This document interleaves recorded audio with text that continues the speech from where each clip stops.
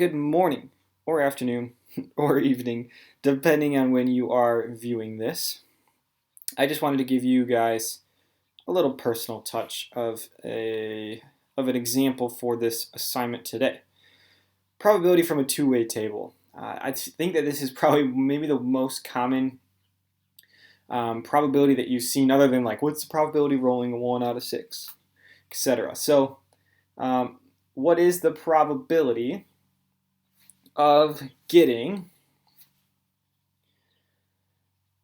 in this case, a specific characteristic or event or whatever it may be, but given two variables, right? So you'll see in this case, you're either playing a sport or not playing a sport, or you play an instrument or don't. A lot of times it's yes or no and then yes or no. So two different variables. So in this case, in a class of students, the following data table summarizes how many students play an instrument or a sport. What is the probability that a student chosen randomly from the class does not play an instrument? Well, this class is divided into playing a sport and not playing a sport, playing an instrument and not playing an instrument. So, a couple of things you got to think about. Let's say somebody plays a sport.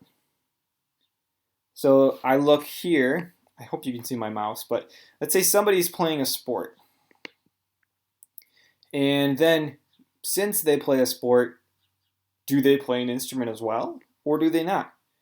So it's not like we're just looking at one column, right? Because right here they're saying, what's the probability that a student chosen randomly from the class does not play an instrument?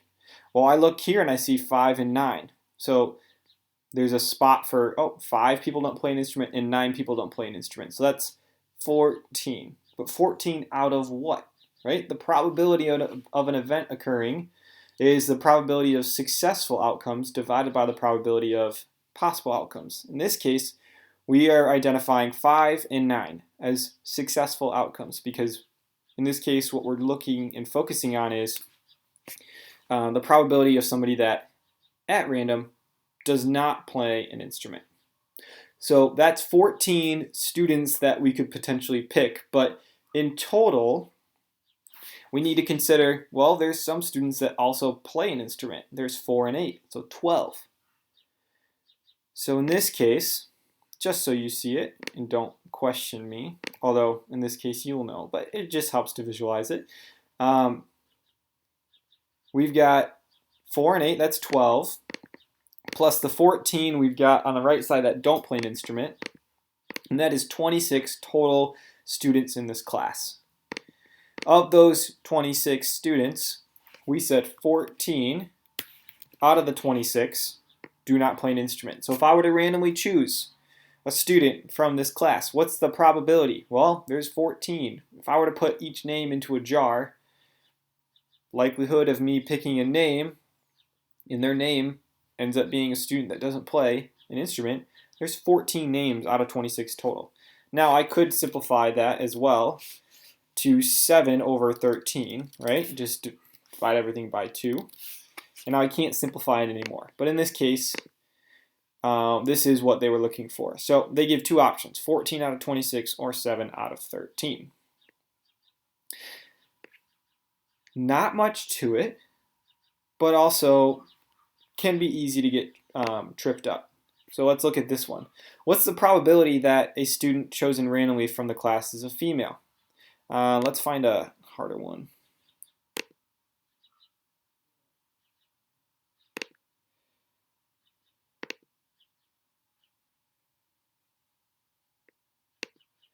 Well, awkward pause.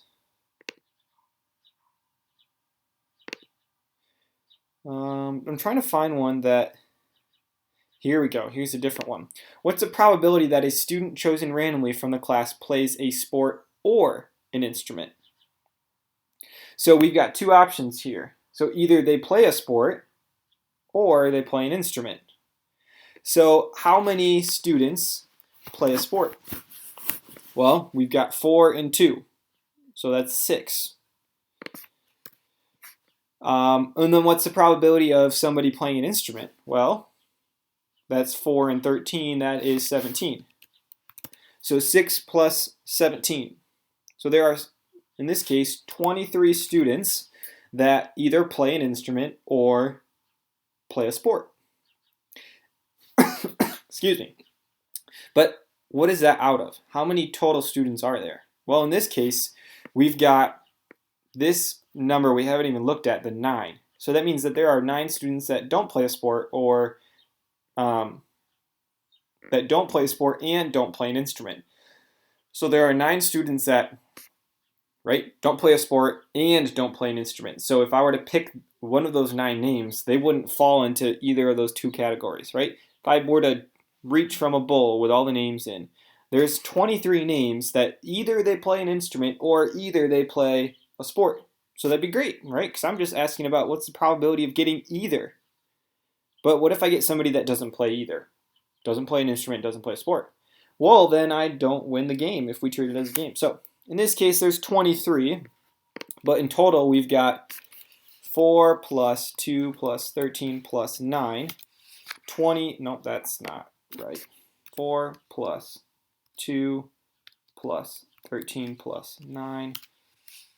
Did I add it up wrong? I must have. Oh, I did. Duh. I'm doing it right. So 28 total students. And in this case, I've got 4, 2, and 13. 4 plus 2 plus 13. That, it does not equal what I said it equals. I said it equaled 23. Dealman is human. He made a mistake. Totally fine. But in this case, right, if I were to reach in the hat, 4, 2, or 13, if I were to grab any of those names, well, we got 13 and 4, which is 17, plus 2, which is 19. 19 out of 28 potential people. And we got it right. So, apologies on the little goof there. Let's see if I can find a possible one.